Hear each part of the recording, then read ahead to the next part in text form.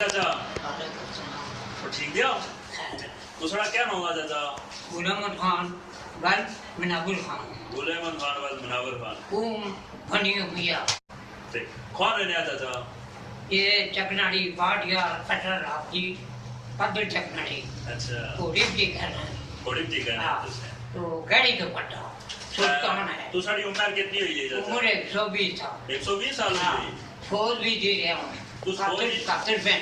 अच्छा क्या तू पैरती हो इसे अच्छी हो यार तो मतलब जितना कुछ होटल साहब टर्न मारी उसकी शास्त्री क्या टर्न मारी कुछ मैं मोर्चा डिप्टी भी जाते केड़े मोर्चे से ए अगले मोर्चे तीसरा की अच्छा मारू थर्ड स्टैंड का करना ये हमारा हथियार है।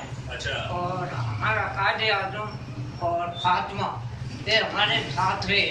अच्छा हाँ ये जेडे सिख बरादरी इथे रहनी सी वो उन्हें जब उसे सिखा ना नाम ही बताया याद दिया आपको जिसले इथे रहने शुरू सिंह रहना था डॉक्टर बनिए रहना तो मेरे आपा उन्हें नाम था मनाबुल खान। तो गुलाम खान मतलब बीमार हो यार उस डॉक्टर को बनिए अच्छा लाया गया ठीक तो उस डॉक्टर ने मुझे मतलब सिख ने शुरू सिंह ने दवाई दी मुझे आराम हो गया। सिख चंगे लोगों ने से सिख हैं तो हिंदू जेडे ना हाफिज और काफिर एक मुसलमान ना एक हिंदू ये दो को मानना सही है। इतों बाद मतलब है 1 लाख नहीं ये तो दूसरे ग्राम चेकनड़िया ही चीज कुता सीख रहे सीखना चाहिए। अच्छा एक कौन रहने होने से हो रहा है बनिया रहने होने से बनी सारी बनिए भी रहने आते तो बागा जी रहने आते तो कोठिया भी रहने से कोठिया में मतलब हिंदू रहने आते। अच्छा बन गया उन्हें जब कोई हिंदू सिख दूसरा दोस्त भी आता वो ते कहना मैं ले मतलब है इन्हें राजा जेड़ा था ना हरी सिंह पूछना छाती जी ले छाती था दिनों मेरियां बनी नहीं ठीक है ताकि ने आगे मैं काफले पर जंगी थी ना। अच्छा केड़ी जंग लड़ी तुसे ए कातर पेंटिंग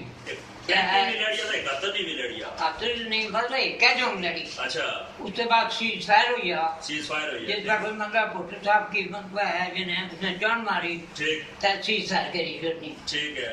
उसके बाद बी कंपनी है 2 आर्मी है ठीक है और आर्मी में मतलब मेरे यहाँ बी कंपनी ना मतलब मीरा रोहन कंपनी कमांडर है। अच्छा तो बंगाली डॉक्टर था सोल्जर को कट्टी बंगाली डॉक्टर भी गया था। आजकल क्या कर रहा था चाचा?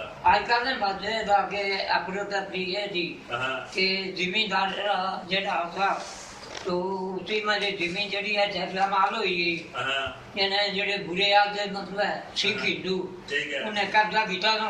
अच्छा और कमिश्नर जो मतलब है भारत है वो डीजी आया डीजी के बाद वो मतलब माल अफसर बनिया तो कमिश्नर भारत है वो उसने डिग्री की हुई है 5 लाख मेरे पास और मैं अच्छा एकल जेडी हुकूमती पाकिस्तानी पीटीआई इमरान खान ने तो वो जंगी थी के क्या हाल नहीं उसका वो इस बात का नहीं जो चाचा के जेडी आजाद कश्मीरी हुकूमत थी ये खतरनाक है ये खतरनाक है।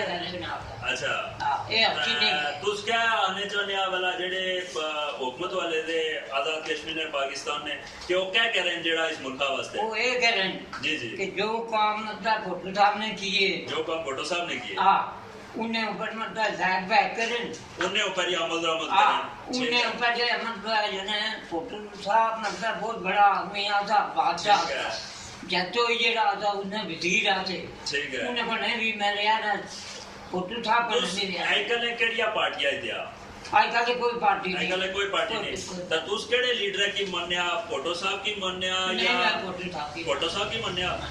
अच्छा ये से चाचा चेकनडी इन्हें नाम था गुलेमन साहब यो चेकनडिया रहने दे और चाचा चेकनडी ने ना करे मशहूर दे आईने करे गलबात हुई तुझे भी सुनी तो उम्मीद थी कि अपना रिस्पांस जरूर भेजा इरशाद सिजाबादी।